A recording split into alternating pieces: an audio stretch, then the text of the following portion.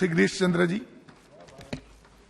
धन्यवाद सभापति महोदय, आपने मुझे महामहिम राष्ट्रपति महोदय के अभिभाषण पर धन्यवाद प्रस्ताव पर बोलने तथा बहुजन समाज पार्टी और बहन कुमारी माइती जी के विचारों को रखने का समय दिया। मैं आपका आभार व्यक्त करता हूं। माननीय सभापति महोदय, जैसा कि अभिभाषण में उल्लेख है कि हमारे देश ने कुछ महीने पूर्व अपनी आजादी के 75 वर्ष पूरे करके आजादी के अमृतकाल में प्रवेश किया है।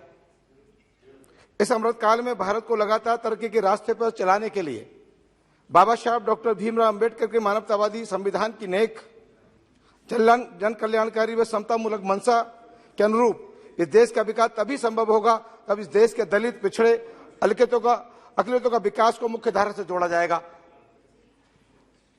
सभापति महोदय, किसी भी राष्ट्र की उन्नति एवं समग्र विकास बगैर शिक्षा के होना असंभव है। एक तरफ यह सरकार राष्ट्र के चतुर्मुखी विकास और प्रगति का दम भरती है, वहीं दूसरी तरफ शिक्षा के क्षेत्र में दिन प्रतिदिन गिरावट दर्ज की जा रही है। इसी कड़ी में सभापति महोदय, मैं आपको अवगत कराना चाहता हूं कि वर्तमान समय में तमाम राजकीय विश्वविद्यालय में पठन पाठन हेतु हजारों की संख्या में रिक्तियां पड़ी हैं। ये कब तक भरी जाएंगी, इस अभिभाषण में कहीं भी इसका जिक्र नहीं है। बहुत ही खेद के साथ कहना पड़ रहा है कि वर्तमान सरकार में पूरे देश में शिक्षा का इतना महंगा कर दिया कि गरीब, मजलूम, अनुसूचित जाति, अनुसूचित जनजाति, पिछड़ा वर्ग और माइनॉरिटी से संबंध रखने वाले परिवार व अभिभावक अपने बच्चों को शिक्षा देने से वंचित होना पड़ रहा है। इसमें सरकार द्वारा अनुसूचित जाति, जनजाति और अन्य पिछड़ा वर्ग के आकांक्षाओं को जगाने की बात कही गई है, परंतु ये तथ्य सच्चाई से परे है। आज भी ये वर्ग विकास के लाभ से सबसे अधिक वंचित हैं। इनका हर जगह शोषण होता है, चाहे वे सामाजिक हो, आर्थिक हो, चाहे शैक्षिक हो।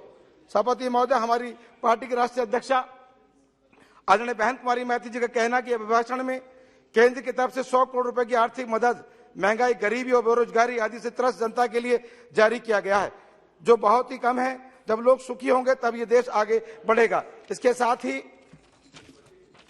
सरकार की आंतरिक व आर्थिक नीति से देश में अमन, चैन, सुख, समृद्धि, विकास और खुशहाली के उस माहौल का अभाव जिससे अपार गरीबी, बेरोजगारी दूर होकर यहाँ के लोगों का जीवन थोड़ा बेहतर हो, जनता की जेब खाली की, लेकिन कुछ चुनिंदा लोगों के हाथों में देश की पूंजी का सिमटना देश की प्रगति हेतु घातक है।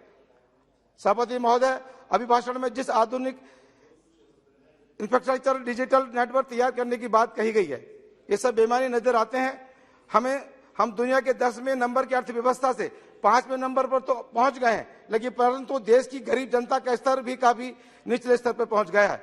हमारी पार्टी हमेशा मजदूरों, गरीबों की बात करती है। मनरेगा का बजट पहले से कम कर दिया गया है, जो गरीब और मजदूरों के हित में नहीं है। मेरा आपके माध्यम से सरकार से अनुरोध है कि इस मनरेगा के बजट को कम नहीं करना चाहिए, बल्कि और बढ़ाना चाहिए। महंगाई का स्तर दिन प्रतिदिन इस कदर बढ़ता जा रहा है कि अब गरीब आदमी की थाली से रोटी भी गायब होने को मजबूर है। वर्तमान समय में आटा, खाद, तेल, पेट्रोल, डीजल, गैस आदि जैसे रोजमर्रा की चीजें महंगाई की चरम सीमा पर है। सामान्य गेहूं का आटा जो 17 रुपए से बढ़ गया 40 रुपए किलो के बीच प्रति किलोग्राम बिक रहा है। माननीय सभापति महोदय, अभिभाषण में सीमावर्ती गांवों तक बेहतर सुविधाएं पहुंचाने के लिए सरकार द्वारा जिस ब्रॉडबैंड विलेज प्रोग्राम का उल्लेख किया गया है, जो लोग देश की सीमा पर रहते हैं, खासकर जम्मू कश्मीर में हिंदुस्तान पाकिस्तान की सीमा पर दलित, गुर्जर, मुसलमान जो अनुसूचित जाति, अनुसूचित जनजाति से ताल्लुक रखते हैं, उनके लिए एक विशेष पैकेज दिया जाना चाहिए, जिससे उनके जीवन स्तर में सुधार हो सके। सीमावर्ती गांवों में आज भी मूलभूत सुविधाओं का अभाव है, सरकार को इस पर विशेष ध्यान देना चाहिए। माननीय सभापति महोदय, अभिभाषण में गरीबी हटाओ अब केवल नारा ही रह गया है का उल्लेख किया गया है। इसमें कितनी सच्चाई है ये सभी भारतवासी जानते हैं। आज भी ऐसे बहुत से गांव, कस्बे, छोटे शहर हैं जहां के लोगों को अपनी रोजी रोटी कमाने के लिए घर से बाहर रहकर जीवन यापन करना पड़ रहा है। महोदय, महामहिम राष्ट्रपति महोदय के अभिभाषण में आयुष्मान भारत योजना का जिक्र है। महोदय, आयुष्मान भारत योजना से बहुत लोगों को लाभ मिला है, इसमें कोई, लेकिन मैं आपके माध्यम से सरकार से कहना चाहता हूं कि आज भी बहुत से ऐसे गरीब परिवार हैं जिनको इस योजना का लाभ नहीं मिल रहा है। मेरा अनुरोध है कि आयुष्मान भारत योजना के तहत प्रत्येक गरीब और जरूरतमंद लोगों को आयुष्मान कार्ड दिया जाना चाहिए, जिससे वे अपना इलाज आसानी से करा सके। माननीय सभापति महोदय, मैं बेटी बचाओ बेटी पढ़ाओ के अभियान के सरकार की सफलता की ओर ध्यान आकर्षित किया गया है। बेटी बचाओ बेटी पढ़ाओ की शुरुआत माननीय प्रधानमंत्री महोदय द्वारा 22 जनवरी 2015 को की गई थी, जिसका मुख्य उद्देश्य बालिकाओं का संरक्षण और सशक्त करने का था तथा शिक्षा के साथ साथ बेटियों को अन्य क्षेत्रों में आगे बढ़ाने एवं उनके उसमें भागीदारी की सुनिश्चित करना भी इसका मुख्य लक्ष्य था। परंतु एक खेद का विषय है कि आज हम देख रहे हैं कि हमारी बेटियां कहीं भी सुरक्षित नहीं है। हर दिन किसी न किसी बेटी की हत्या, बलात्कार जैसी घटनाएं देश में आए दिन घटित हो रही हैं।